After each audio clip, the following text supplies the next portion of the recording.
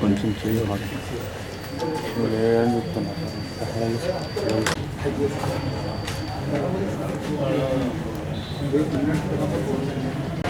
75వ గణతంత్ర దినోత్సవ శుభాకాంక్షలు. నిన్నటి రోజు గౌరవ మాజీ నిజామాబాద్ పార్లమెంట్ సభ్యురాలు, ప్రస్తుత నిజామాబాద్ స్థానిక సంస్థలకు చెందిన శాసన మండలి సభ్యురాలు, అట్లాగే తెలంగాణ జాగృతి అధ్యక్షురాలైనటువంటి కవిత గారి జీవితంలో వాళ్ళ బీఆర్ఎస్ పార్టీ నాయకుడిపై ఒక బలహీన వర్గాలకు చెందినటువంటి నిరుపేద నిరుద్యోగ యువకుని మరణానికి కారణమైనటువంటి ఒక ప్రజాప్రతినిధి విచారణలో ఏదైతుందో నేరం రుజువు కాబడటంతో న్యాయస్థానానికి నివేదిస్తే న్యాయస్థానం రిమాండ్ చేయటం, అతని పరామర్శకు వచ్చిన సందర్భంగా అంటే వాస్తవాలు తెలుసుకొని మాట్లాడితే బాగుంటుంది. మన పార్టీ నాయకుడు ఒక నేర ఆరోపణలతో రిమాండ్ చేయబడ్డాడు కాబట్టి పరామర్శకు వస్తే సంతోషం. ఏ రాజకీయ పార్టీ కానీ వాళ్ళ పార్టీ నాయకుడే కానీ కార్యకర్త కానీ ఏదన్నా నేర ఆరోపణలతో రిమాండ్ చేయబడినా లేక ఇతరత్ర ఇబ్బందుల్లో ఉన్నట్టయితే పరామర్శ చేయడం సహజం. ఆమె కూడా పరామర్శకు వస్తే బట్ న్యాచురల్, అందులో పెద్ద అదే. కానీ వాస్తవాలు తెలుసుకోకుండా ఇలా కొత్తగా ఏర్పడ్డ కాంగ్రెస్ ప్రభుత్వం కక్షపూరితంగా వ్యవహరిస్తున్నది. ఇవాళ బీఆర్ఎస్ నాయకులను కార్యకర్తలు భయప్రాంతం గురి చేసే విధంగా పోలీసు వ్యవస్థను ఏదైతుందో వినియోగిస్తుందని చెప్పని ఏదైతే పేర్కొనడం ఏదైతుందో ఆశ్చర్యం కలిగిస్తుంది. అంటే గతంలో వాళ్ళు చేసిన పని ఈ ప్రభుత్వం కూడా చేస్తుందని చెప్పని భావించడం అది వాళ్ళ విజేతగా తెలుస్తుంది. వాళ్ళు గతంలో ఆ విధంగా ప్రవర్తించారు కాబట్టి వాళ్ళ ప్రజలు ఏం తీర్పించారో మనం గమనించారు. వాళ్ళు గతంలో ఆ విధంగా ప్రవర్తించారు కాబట్టి ప్రజలు ఏ విధమైన తీర్పించారో గమనించారని చెప్పండి. 14th October 2023 నాడు ఇదే విచారణ అధికారి గారు, ఇదే సబ్ ఇన్స్పెక్టర్, ఇదే డిఎస్పీ గారు, ఇదే సర్కిల్, ఇదే డిఎస్పీ గారు నివేదించిన రిపోర్టింగ్. ఆనాడు టీఆర్ఎస్ ప్రభుత్వం ఉన్నది. Definitely it's friendly police. Madam గారు ఏదైతుందో ఫ్రెండ్లీ పోలీస్ అని ఉన్నదో డెఫినెట్లీ ఇట్స్ ఫ్రెండ్లీ పోలీస్. ఆనాటి బీఆర్ఎస్ ప్రభుత్వం ఫ్రెండ్లీ పోలీస్ కాబట్టే ఇవాళ A4 పై నేరం నిర్ధారణ జరిగినప్పటికీ కూడా, సర్పంచ్ గారిపై నేరం నిర్ధారణ జరిగినప్పటికీ కూడా మరి 14th October 2023 నాడు నేరం నిర్ధారణ జరిగినట్టు పేర్కొని రిమాండ్ షీట్ ఫైల్ చేసి కూడా మొదటి ముగ్గురిది అతన్ని ఏదైతుందో పరారీ చూపెట్టి, అదేంటి అబ్స్కాండింగ్ పరారీ చూపెట్టి. దయచేసి గమనించండి. ఎన్నికల్లో ఏదైతుందో గ్రామంలో యాక్టివ్ రోల్ ప్లే చేస్తూ టిల్ 30th December ఎలక్షన్స్ మనకు తెలుసు కదండి, రిమాండ్ చేసి 14th October అంటే 2.5 మాసాలు ఏదైతుందో ఇదే సర్పంచ్ గారు ఎన్నికల ప్రక్రియలో ఏదైతుందో టీఆర్ఎస్ పార్టీ అభ్యర్థి విజయం కొరకు ఏదైతుందో బీఆర్ఎస్ నాయకుడిగా సర్పంచ్గా ఏదైతుందో ఇదే పోలీస్ డిపార్ట్మెంట్ కన్సర్నల్లో ఇది గుర్తు తెలియని వ్యక్తి అయితే వేరు కావచ్చు, గుర్తు తెలియని వ్యక్తి అయితే వేరు కావచ్చు. సర్పంచ్ గారు ఊళ్ళో ఉన్నది కూడా మన పోలీస్ వ్యవస్థ తెలిసి రావటం లేదు. దయచేసి చూడండి, ఊరి సర్పంచ్ పెద్ద మనిషి గ్రామంలో ఉన్నది కూడా పోలీస్ వ్యవస్థ తెలిసి రావటం లేదు. అబ్స్కాండింగ్ పరారీ. అందుకే మేడం గారు ఇది ఒకటి మాత్రం సత్యం చెప్పింది, ఫ్రెండ్లీ పోలీస్ అని చెప్పారు. Definite was friendly police with the BRS party. That's why BRS friendly police కాబట్టి ఏదైతుందో వాళ్ళ కనుసన్నల్లో ఉన్నప్పటికీ కూడా నేరం నిర్ధారణ అయినప్పటికీ కూడా ఏదైతుందో అతని అదుపులోకి తీసుకోకుండా ఎన్నికల్లో ఆయన వెసులుబాటు కల్పించడానికి కొరకు ఏదైతుందో అబ్స్కాండింగ్ చూపెట్టి ఇంతకంటే ఏం కావాలి? ఈయన మా బీఆర్ఎస్ నాయకులు అరేంజ్ చేసి మా సర్కార్ అరేంజ్ చేసిందంటే బేసిక్ ఏదైతుందో ఫర్ డిలే అసలు పోలీస్ డిపార్ట్మెంట్ చర్య తీసుకోవాలంటున్నాను. నేను గౌరవ ఎస్పీ గారికి ఏదేదో విజ్ఞప్తి చేస్తున్నాను. అసలు ఇందులో ఎందుకు జాప్యం జరిగింది? మరి సర్పంచ్ గారి గ్రామంలో అందుబాటులో లేకుండానా? Why he was not apprehended? ఎవరికి ఫ్రెండ్లీ పోలీస్, ఎవరికి ఫ్రెండ్లీ పోలీస్ అని చెప్పి అంటున్నాను. నాకు ఆశ్చర్యం అని చెప్పాడు. ఇప్పుడు కవిత గారు కూడా ఒక తల్లి, ఒక ఆడబిడ్డ, ఒక మాతృమూర్తి అని చెప్పంటారు. నువ్వు నీ పార్టీకి సంబంధించిన వ్యక్తి కాబట్టి పరామర్శించు. కానీ ఆ తల్లి హృదయం ఏదైతుందో, ఏ విధంగా ద్రవించింది ఒక కొడుకును కోల్పోయేందుకు నువ్వు ఆలోచన చేయాలి ఒక తల్లిగా. నేను నిజంగా అప్రిషియేట్ కవిత గారు ఏదైతుందో ఆ కన్న తల్లి కూడా పరామర్శించి అప్రిషియేట్ చేస్తున్నాయి అంటున్నాను. ఇది ఇవాళ నమోదు చేయబడ్డ కేసు కాదు. రాష్ట్రంలో కాంగ్రెస్ ప్రభుత్వం ఏర్పడిన తర్వాత నమోదు చేయబడ్డ కేసు కాదు ఇది. This was registered in 1 October. రాష్ట్రంలో తెలంగాణ ప్రభుత్వం ఎవరైతే పరారీలో పేర్కొన్నాడో ఆయన నేరం నిర్ధారణ అయినట్టు ఏదైతే 14 అక్టోబర్ 2023కి మొదటి రిమాండ్లో పేర్కొన్నారు. వాళ్ళకు లీగల్ సలహాదారులు ఉన్నారు. ఎంతో రాజకీయ కోణంతో మానవత్వం లేదా అని చెప్పి అంటూ నేను ఒక మానవీయ కోణంలో ఆలోచన చేయండి, ఒక మానవీయ కోణంలో ఆలోచన చేయండి అని చెప్పి అంటున్నా. దయచేసి ఏదైనా ఆరోపణలు చేయబోయే ముందు దాని పూర్వపరాల వాస్తవాలు గ్రహించి ఆరోపిస్తే సంతోషిస్తాం. మీ పరామర్శం మేము భిన్నం కాదు. అది ఏ ఆరోపణ అయినా కానీ ఏదైతుందో మీ పార్టీ వ్యక్తి కాబట్టి న్యాచురల్గా మీరు సంఘీభావం వ్యక్తం చేసి ఉండొచ్చు. కానీ అంత మాత్రం వాస్తవాలు అయితే మనం గ్రహించాలి. ఏ పరిస్థితిలో ఎటువంటి యొక్క ఆరోపణ ఎదుర్కొంటుండు, దాని పూర్వపరాలు ఏంటి, ఆ తల్లిని ఓదారిస్తే వాస్తవాలు తెలుసుకుంటే ఎంత బాగుంటుండే. ఆ బాధ్యత మీకు లేదా? నువ్వు జాగృతి అధ్యక్షురాలు అమ్మా. ఓ సాధారణ రాజకీయ నాయకురాలు కాదు వాళ్ళ అమ్మగారు సాధారణ రాజకీయ నాయకులు కాదు. జాగృతి అనేది ఒక స్వచ్ఛంద సంస్థ.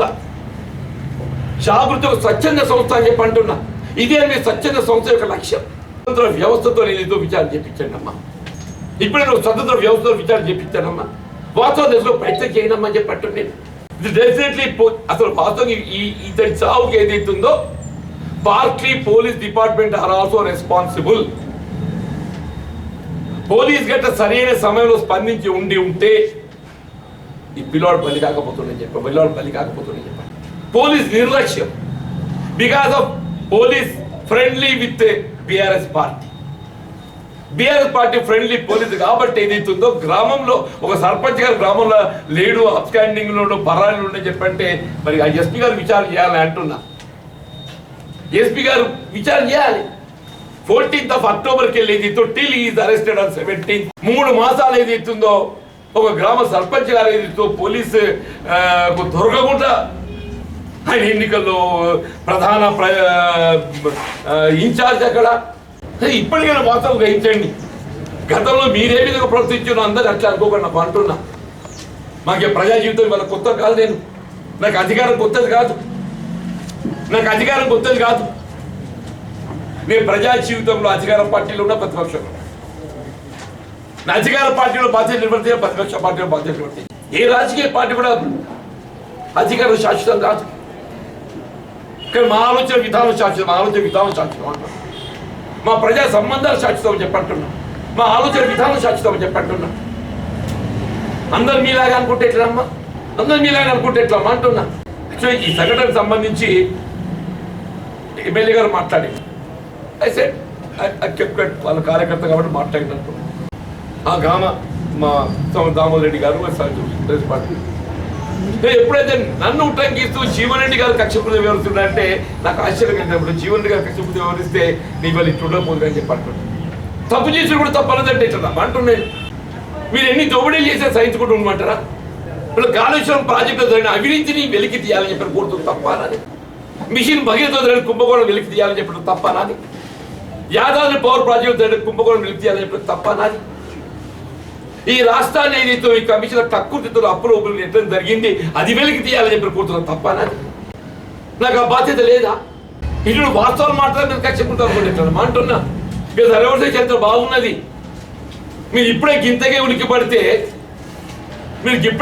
ఉలికిపడితే మరి రాబోయే దినాలకి మీ ఎన్ని భాగవతాలు చూడాల్సి వస్తుందో. అన్ని వెలికి వస్తాయి. ఏది తాగదు, అన్ని వెలికి వస్తాయి మీ భాగవతాలన్నీ. రాష్ట్రంలో టీఆర్ఎస్ ప్రభుత్వం ఏర్పడకుండా ముందు మీ స్థితిగతులు ఏ విధంగా ఇవ్వాలి, ఏ స్థితిగతులు వచ్చాయి. Before 2014 what were you? Today what you are? 2014 పూర్వం మీ స్థితి ఆర్థిక స్తోమత ఏంటి, ఇవ్వాలేంటి? మరి ఆ విధంగా ఆర్థిక స్తోమత పెంచుకునేటటువంటి యొక్క మార్గాలు అందరికి చూపెడితే బాగుంటుంది కదమ్మా. ఇక మీ శ్రమతో మీరు పైకి రావచ్చు, మాకు తెలియదు.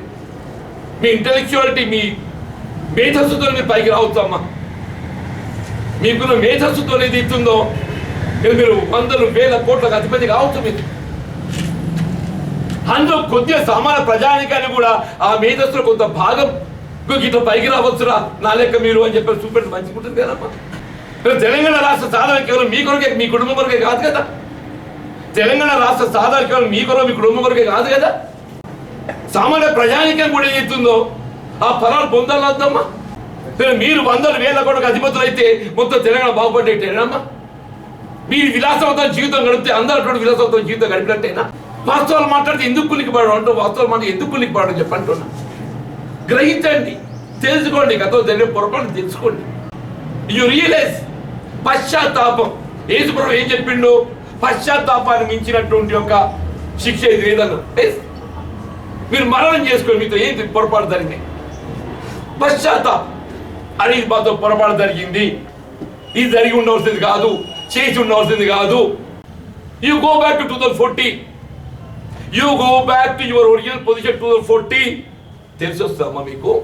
తెలంగాణ రాష్ట్రం ఏర్పడక ముందు మీ ఏంటి, మీ స్థితిగతులు, ఆర్థిక స్తోమత ఒక్కసారి అక్కడికి పోండి, తెలిసి వస్తుందని చెప్పంటారు. మీరు ఈ కుటుంబం బాగుపడగానే మొత్తం రాష్ట్రంలో బాగుపడేది బంగారు తెలంగాణ. బంగారు ఎవరికి బంగారు తెలంగాణ? నీకు నీ కుటుంబానికి బంగారు తెలంగాణ. ఎవరికి వచ్చిన బంగారం వడ్డాలాలు? మీకు వచ్చిన తల్లి. ఎవరికి వచ్చిన బంగారం వడ్డాలాలు? పోయి చూద్దాం మా సామాన్య కుటుంబాలు ఏమైనా బంగారం వడ్డాలని పెట్టుకుంటున్నారు. మెడలో పుస్తకాలు, మా మెడలో మెడలు కట్టుకుంటారుగా, అది బంగారు పుస్తకం అని చెప్పండి. మీరు బాధ్యులు కాదా దీనికి? మీరు ఒక బాధ్యత గల నాయకురాలు, సాధారణ నాయకురాలు కాదు. మీరు అందరిలాగా మీరు సాధారణ నాయకురాలు కాదు. జాగృతి అనే ఒక స్వచ్ఛంద సంస్థ, ఏ రాజకీయ కాంక్ష లేని స్వచ్ఛంద సంస్థ జాగృతి. జాగృతి అనేది ఏ రాజకీయ కాంక్ష లేని సేవా దృక్పథంతో ఏర్పాటు చేసిన స్వచ్ఛంద సంస్థకు మీరు అధిపతి. ఆ హోదాలో మాట్లాడింది దయచేసి. ఆ కన్న తల్లి హృదయం ద్రవిస్తుంటే, కొడుకులు కోల్పోయి 20 సంవత్సరాల కన్న కొడుకులు కోల్పోయి ఆ తల్లి హృదయం ద్రవిస్తుంటే, ఆ మాతృమూర్తిని ఏదైతుందో ఒక తల్లి, నువ్వు కూడా ఒక తల్లివే కదమ్మా.